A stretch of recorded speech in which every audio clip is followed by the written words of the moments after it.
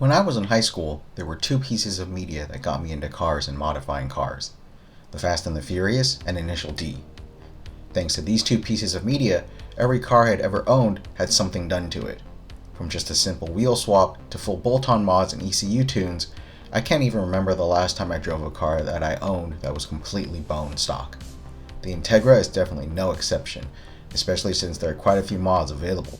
Welcome back to East West Brothers Garage.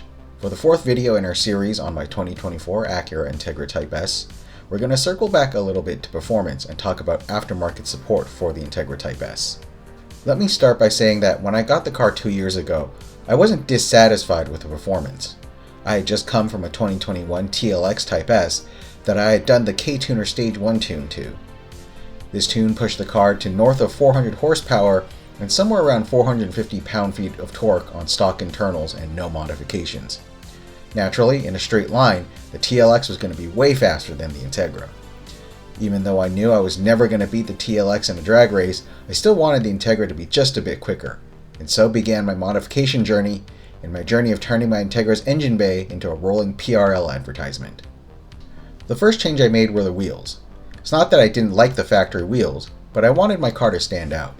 At the time of purchase, there weren't a lot of options available for the Integra that weren't going to break the bank, as Honda and Acura decided to go with a different wheel diameter and bolt pattern than what was available on any other current Honda and Acura vehicle. Luckily, I was the recipient of a prototype set of Vox Medina Flowform wheels.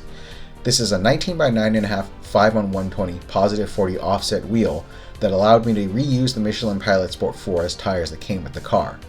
After about a year of development, I was given a production set of the wheels, which I currently have on the car. Engine mods were going to be interesting. As I had purchased my Integra Type S about 8 months after its debut, there weren't a ton of parts available exclusively for the Integra Type S. But because this car shares its internals with the FL5 Civic Type R, I had another route I could go. I could basically just get all Civic Type R compatible parts and put them in my car. At the time I made my purchases, only the PRL high volume intake was marketed for the Integra Type S. Everything else I purchased, including the PRL titanium inlet pipe, the PRL intercooler, and the PRL silicone intercooler piping, were all listed as parts for the Civic Type R. Without an ECU tune, I know I won't be able to take full potential of these breathing parts. Still, mid-range punch is now significantly stronger than with the factory parts. I would love to eventually get the ECU unlocked and tune the car, but having my car down for a week when it's my only car is not really an option right now. The most recent modification I made to my car were lowering springs. I hesitated for a long time when doing lowering springs because I was already having some difficulty getting up and down certain driveways at stock height. Still, I wanted to clean up that little bit of wheel gap without resorting to cutting the factory springs or going to coilovers that would potentially remove the adaptive dampers. Luckily, famed Honda tuner Spoon Sports had a set of progressive lowering springs for the FL5 that lowered the car 80mm, or roughly 3/4 of an inch, from all four corners. I purchased them straight from Japan, which, funny enough, ended up being cheaper than if I had purchased them from a retailer here in the US.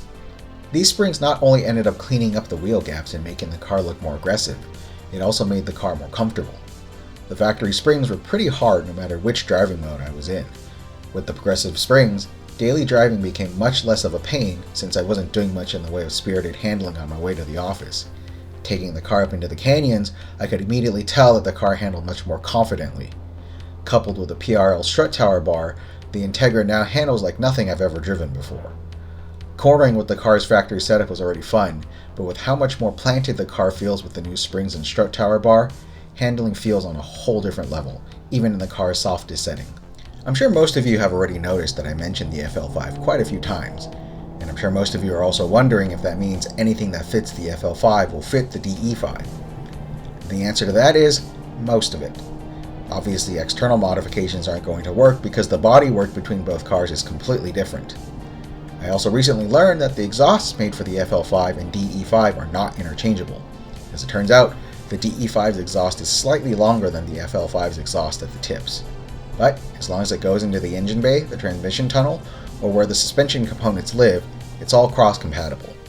As for any other modifications I plan to do, I may look into an aftermarket exhaust. Don't get me wrong, I love the way the car sounds with the factory exhaust, but I do crave a slightly deeper tone.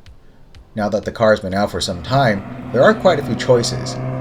But now that the Integra Type S is being sold in Japan, and there are some Japanese tuners that have gotten their hands on the car, I may want to wait a little bit and see if companies like HKS or Greddy come out with exhausts for the DE5.